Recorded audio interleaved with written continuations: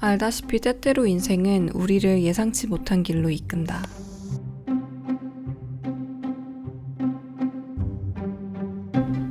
사이클링이 혼자서도 재밌게 즐기면서 엄청난 운동도 된다는 이야기를 듣고 시작했는데 곧 무릎이 아프기 시작했다. 그리고 나는 이 결정을 후회했다. 좀 쉬면 괜찮아지겠지 했지만 자전거에 올라 페달을 굴리자 곧바로 왼쪽 무릎이 찌릿하고 아파왔다.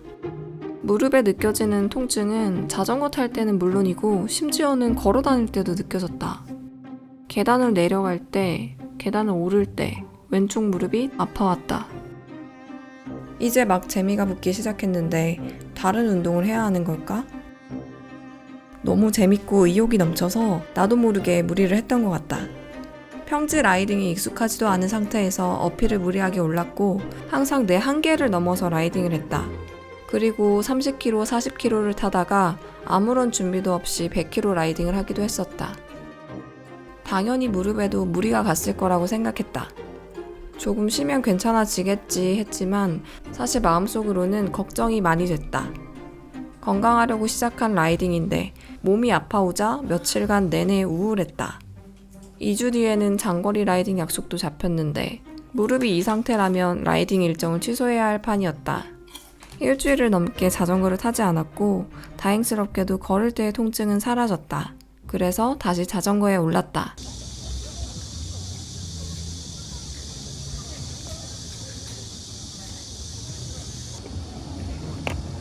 안장에 올라 페달을 굴리자 괜찮네? 이제 좀 달려볼까 싶어서 신나게 페달을 굴리려는 순간 같은 부위에 똑같은 통증이 느껴졌다. 또 그러네 하며 순간적으로 짜증이 났다. 나는 없던 무릎 통증이 생긴 것에 대해서 자전거를 탓하기 시작했고 비싼 돈을 들여서 이것저것 자전거 용품을 구매한 것도 후회가 됐다. 인터넷에서 자전거와 무릎 통증에 대해서 검색을 해봤더니 무릎의 통증은 자전거를 타는 사람들에게서 가장 흔하게 일어나는 통증으로 크게 3가지의 이유가 있다고 했다. 첫째, 라이더의 체질적인 문제. 둘째, 라이더의 부적절한 운행 습관. 셋째, 내 몸에 맞지 않는 자전거. 첫 번째 이유는 평발, 다리 길이의 차이, O자형 다리 등 라이더의 신체적인 문제이고 두 번째 이유를 생각해보니 나는 평소에 높은 기어로 페달을 꾹꾹 밟아가며 라이딩하는 습관이 있었다. 가벼운 기어로 바퀴의 회전수를 높이는 라이딩을 해보니 확실히 무릎 통증이 줄었다. 처음에는 어색했지만 적응하려고 노력했다. 그리고 세 번째 이유를 개선하기 위해서는 자전거 피팅을 받으러 갔다. 좁아. 안장이 맞다는 얘기. 클립 페달을 바꾸고 나서 자전거 피팅이라는 게 있다는 걸 알고는 있었다. 하지만 그때는 필요성을 느끼지 못했다. 클립 페달을 단지 6개월이 지나고 내 몸에 통증이 오고 나서야 피팅을 받아보게 된 것이다. 자전거를 내 몸에 맞출 수 있다는 걸 그때 처음 알았다. 자전거의 안장의 높이뿐만 아니라 안장의 앞뒤의 거리, 그리고 핸들의 방향, 스템의 길이 등 내 몸에 맞출 수 있다는 사실을 알고 깜짝 놀랐다. 그래서 저는 이렇게 처음에 무릎 통증이 왔을 때 좀 멘붕이었어요. 무릎이 안 아팠는데 자전거를 타고 무릎이 아프게 되니까 내가 자전거랑 맞지 않나 보다 라고 자전거를 접는 대신에 무릎 통증이 오는 이유에 대해서 찾아봤고 또 그거를 적용하려고 노력을 많이 했습니다. 그 결과적으로 무릎 통증이 많이 줄었어요. 어필이나 장거리 라이딩을 할 때도 좀 덜 부담스럽게 됐습니다. 자전거는 배워가면서 타야 되는 거더라고요.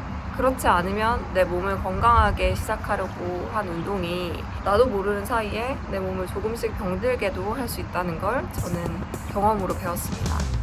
이제는 무릎 건강을 지키는 3가지 포인트를 지키려고 노력하고 있다. 첫째, 꾹꾹 밟아가는 페달링을 하지 않는다. 자전거를 막 타기 시작했을 때는 무거운 기어로 힘들게 자전거를 타야 운동이 되는 기분이 났었다. 기어가 무거우면 몇 번 회전하지 않아도 자전거가 쭉쭉 앞으로 나가기 때문에 더 빨리 달리는 느낌도 나고 다리에 근력이 생기는 느낌도 있었다. 그러나 이 방식은 무릎에 부담이 가고 주행 후에 두통의 원인이 된다고 한다. 지금은 1분에 90회 정도로 유지하는 케이던스 위주로 주행하려고 노력한다. 케이던스 센서의 도움을 받아서 평지는 물론 오르막에서도 순간순간 케이던스를 체크하면서 회전수를 일정하게 유지하려고 한다. 물론 몸이 힘들면 잘 안 된다.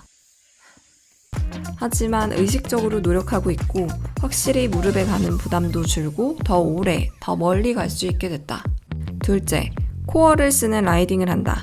나는 그동안 코어에 힘을 하나도 주지 않고 라이딩을 했다. 복근이 거의 없다시피 해서 상체 무게를 핸들에 실었고 핸들을 잡은 팔에 힘이 많이 들어갔다.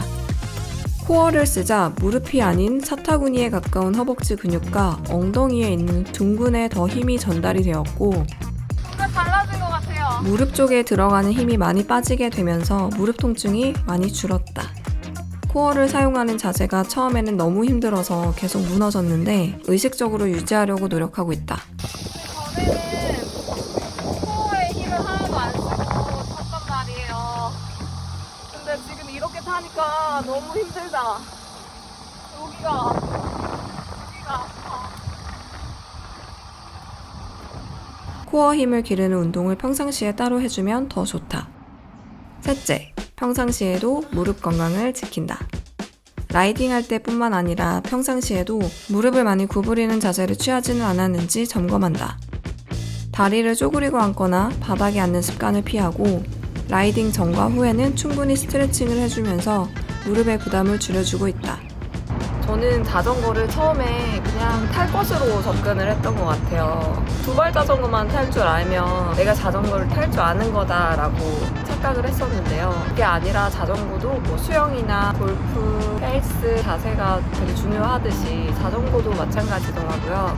안장 위에서 라이딩을 하는 시간이 꽤 길기 때문에 내 몸에 오는 이런 작은 통증이나 불편함 이런 것들도 왜 그런지 원인을 파악하고 개선하려고 하는 게 중요하더라고요. 그래서 자전거를 탄 지 얼마 안 되신 분들이라면 더욱 자전거 자세라든지 피팅이라든지 나와 자전거를 잘 맞춰가는 방법들을 많이 찾아보고 적용해 보시길 바랍니다. 샵에 가서 피팅을 받기가 좀 부담스럽다 하시면 유튜브를 보고도 충분히 혼자서 하실 수도 있어요.